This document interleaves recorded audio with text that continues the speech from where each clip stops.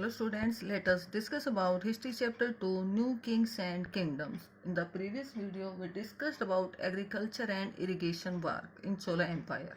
In this video, we will discuss about types of land. Chola inscriptions mention several categories of land.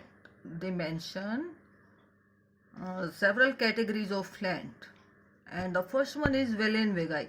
First type of land, that is Velen Vegai. Its meaning is this land was used by land of known Brahman. Velen Vegai is land of known Brahman. Land of known Brahman peasant proprietors. Peasant proprietors. The meaning of proprietor is owner. First type of land is Chola inscriptions mention several categories of land, and the first one is Velen Vegai, and this land that was for known Brahman peasant proprietors. Proprietor means owner. And the second type of land is Brahmadeya. This type of land was Brahmadeya, land gifted to Brahmans. This type of land was gifted to Brahmans. Second type of land is Brahmadeya, and this type of land was gifted to Brahmans. And the third land is Shalabhoga. This is the third one, Shalabhoga. This type of land, land for maintenance of school. Land for maintenance of school. Third type of land is Shalabhoga. This type of land was used for the maintenance of school. And the fourth one is Devdana. This type of land was land gifted to temples. This type of land was gifted to temples. For the construction of temples, this type of land was given for the construction of temples. And the last one is Palichendam. This land was donated. The land donated to Jaina institutions. The last one is Palichendam. This type of land was donated to Jainas to set up institutions. This is Palichendam. Chola inscriptions mention 5 categories of land. First is Velen Vegai, that was for non-Brahman peasant proprietor. Second, Brahmadeya, that was gifted to Brahmans. Third one is Shalabhoga, that was for the maintenance of school. And fourth one is Devdana, that was gifted for the construction of temples. And the last one is Palichendam. This type of land was donated to Jainas to set up institution.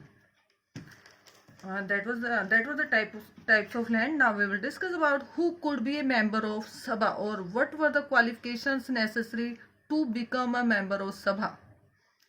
What type of qualifications should be there to become a member of the Sabha? The first one is all those who wanted to become a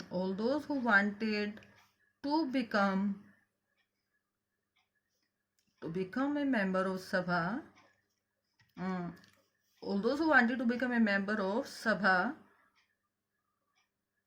they should be owner of land.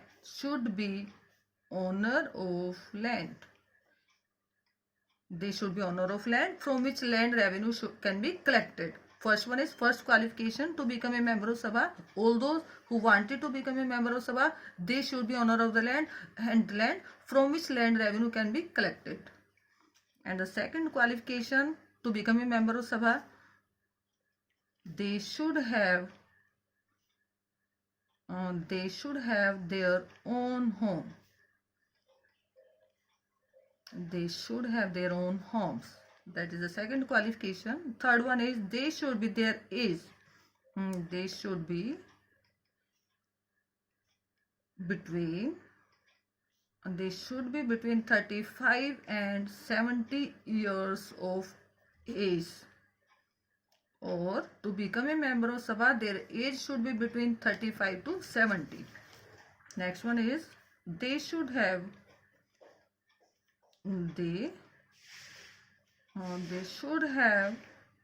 knowledge they should have knowledge of Vedas. They should have knowledge of Vedas. And the fifth one is they should be well versed. They should be well versed in administrative work. They should be well versed in administrative matters or work, and they should be honest also. And next one is and the last one is if anyone who has already been a member of, if anyone has been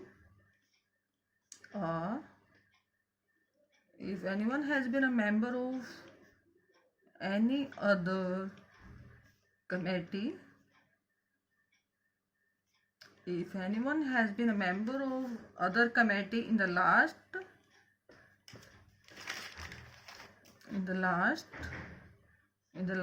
3 years, he cannot become a member. He cannot become a member of another committee. If anyone has been a member of any other committee in the last 3 years, he cannot become a member of another committee. These qualifications were required to become a member of Sabha. First one was all those who wanted to become a member of Sabha, they should be owner of the land from which land revenue can be collected. Second one is they should have their own home. And third, their age should be between 35 to 70 years of age. And they should have knowledge of the Vedas.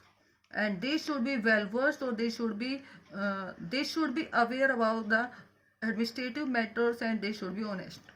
And if anyone has been a member of any other committee in the last 3 years, he cannot become a member of another committee. These were the qualifications which were necessary to become a member of Sabha.